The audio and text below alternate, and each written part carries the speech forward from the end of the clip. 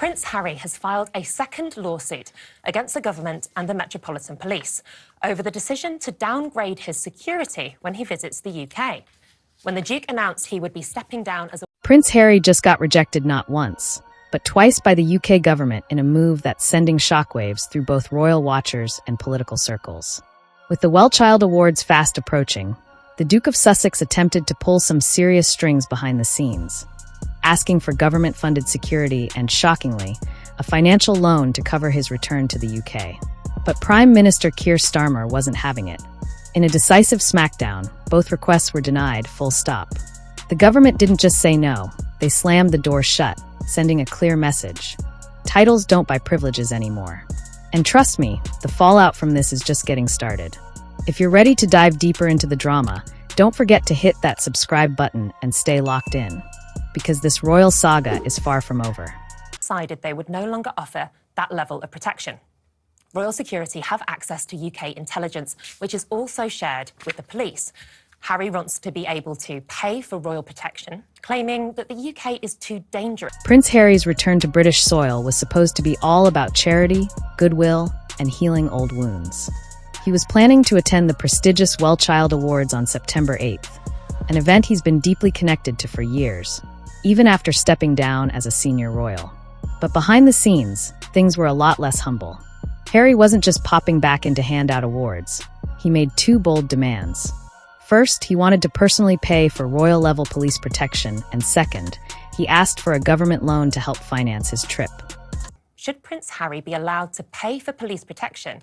And is he wrong to sue again? Henry, what's your take on this? I do not feel he is wrong, and I think he should be allowed to pay for police protection. Yes, a loan, from the very state he distanced himself from in 2020. And it wasn't a quiet ask either.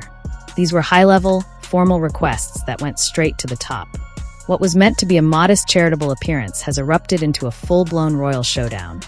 And suddenly, it's not the WellChild honorees making headlines. It's the Duke himself, for all the wrong reasons. The answer from Prime Minister Keir Starmer's government? A resounding absolutely not. Harry's requests weren't just rejected, they were shut down with full force. According to insiders, both the Home Office and top officials made it crystal clear. The second stage of the legal action is really linked with the first. I mean, he's upset, one, with the decision to say, no, you cannot pay for police protection, but he's also concerned about the transparency, the mechanism, the process by which they arrived at the decision. The Duke of Sussex no longer qualifies for taxpayer-funded security, and paying out of pocket for royal police protection is simply not an option. Not now, not ever. The reasoning? Royal protection units have access to sensitive state intelligence and classified protocols. Data that can't just be handed over because someone's willing to write a check. This isn't just about money, it's about trust, risk, and precedent. And to top it all off, the idea that a millionaire royal would request a government loan. The Executive Committee for the Protection of Royalty and Public Figures, and he believed that they were not told he was prepared to pay for it. And I think he feels that if they did know that he was prepared to pay for it and it wasn't going to land on the taxpayer like us. Especially while living lavishly in California, came across not only as tone-deaf but borderline insulting. In one swift political move, Starmer drew a line in the sand. Fame doesn't buy favor, and your royal past doesn't entitle you to public perks. If Harry thought he could pull strings behind closed doors, this was a brutal reminder that the UK isn't bending over backwards for ex-royals anymore. The aftermath was immediate and brutal. For someone used to global adoration and royal reverence, Harry's very public rejection hit like a slap across Buckingham Palace gates. The UK public didn't exactly rally behind him either. In fact, many saw the spectacle for what it was: a multimillionaire with a sprawling estate in Montecito and Netflix money rolling in, asking working-class taxpayers for funds and favors. I think you're absolutely What mental, about Henry. what I just said is wrong? You're absolutely mental. Facts don't care about your feelings. Harry. So Turning Point UK says. Prince Harry is not the most famous person in the world. He's also not the most notable person in the world. There are plenty of people who have death threats who are more sought after to be taken out. Public sympathy? Not this time. Instead, the optics painted a picture of privilege out of touch with reality. This wasn't a prince returning to honor vulnerable children. It was a celebrity arriving with demands. The WellChild Awards, an event meant to spotlight courage and community, suddenly became overshadowed by controversy and entitlement. And while some loyal Sussex fans say he's just trying to protect his family, others aren't buying it. Instead, they're asking, how can someone who walked away from royal duties expect to keep royal benefits? In essence, Harry expected to walk back into the UK and be treated like royalty, only to find the red carpet rolled up and the welcome mat pulled from under him. He'd be able to come over here. He quit the royal family, so now he wants to come back over here and pay for our police. Here's the thing. He's not claiming to be the most famous person in the world. To be fair to him, which I don't really do. That being said, I understand his concerns, but the point is, one, this actually sets a new precedent, which we're actually not prepared to do. At the heart of Harry's outrage is the issue of security, a topic he's never taken lightly. He's argued time and time again that returning to the UK poses a real danger to him and his family, and that standard police measures simply aren't enough. His solution? To personally fund access to royal-level protection. But here's where it gets complicated and controversial. Royal security officers aren't just bodyguards in fancy uniforms. They operate with access to restricted intelligence, confidential threat assessments, and internal protocols that private security firms could never touch. And that's exactly why the government said no. If they let Harry pay for elite police protection, they'd essentially be allowing a private citizen, albeit a famous one, to tap into state secrets by swiping his black card. This isn't about punishing Harry. It's about precedent and national security. Once you open that door, you can't close it just because other high-profile figures come knocking. And let's be real. While Harry's concerns may feel valid to him, the broader issue is this. And secondly, it's not just the fact that he can pay for the security. I don't think that's the issue. It's the kind of information, sensitive information that will be his security that he pays for will have access to. They need it. No, but this is the thing. That's not the point. He is one person. He cannot change the choice. Does royal history justify access to special treatment when you've publicly walked away from the institution itself? For the UK government, the answer was a firm, final no. Not long ago, Prince Harry was the runaway royal, the rebel with a cause, the one who stepped back for love, mental health, and freedom. But now the narrative is shifting. Fast. For many watching from the sidelines, this latest drama doesn't look like principled rebellion. It looks like privileged entitlement in a tailored suit. Instead of focusing on philanthropy, the spotlight is now on Harry's personal demands, his lawsuits, and what's being widely seen as an attempt to have his royal cake and eat it too. Public opinion, especially in the UK, is growing colder by the day. It's one thing to leave the royal family and forge a new path. It's another to try to cash in on the perks you publicly walked away from. For years, Harry positioned himself as someone constantly under threat, emotionally wounded, and betrayed by the firm. And live in California.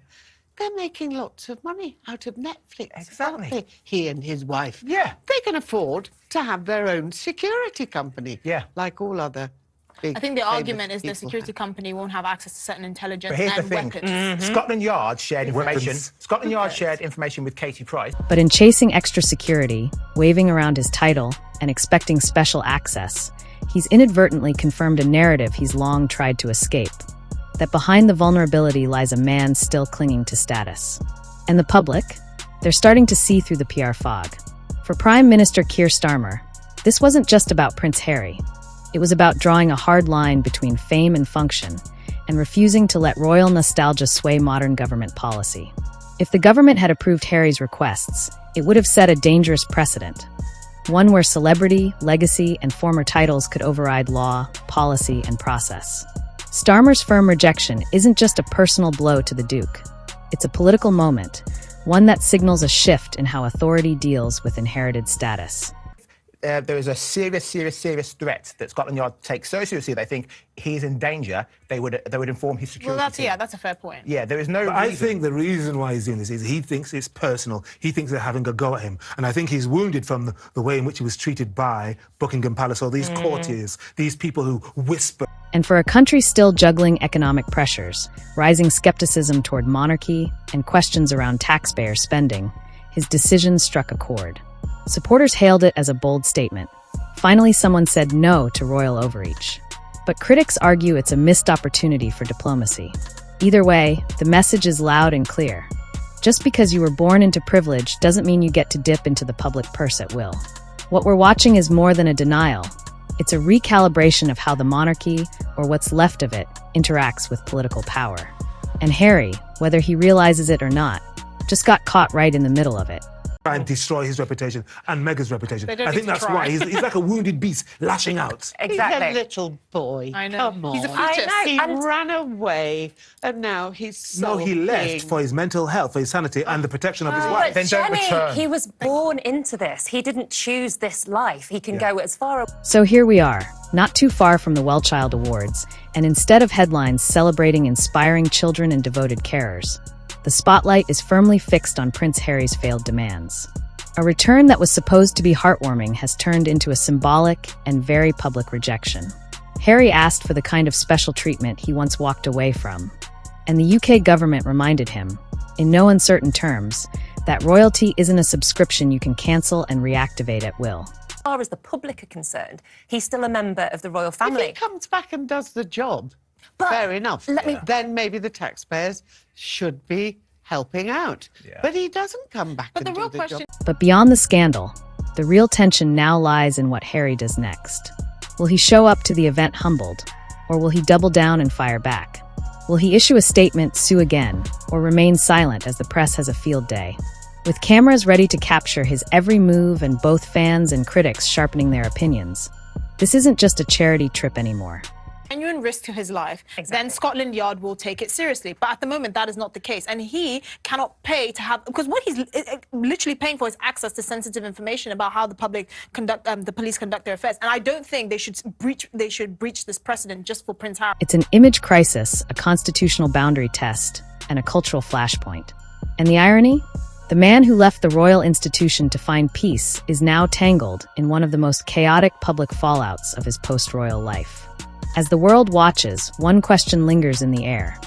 Can Prince Harry still play the royal card when the crown no longer recognizes it?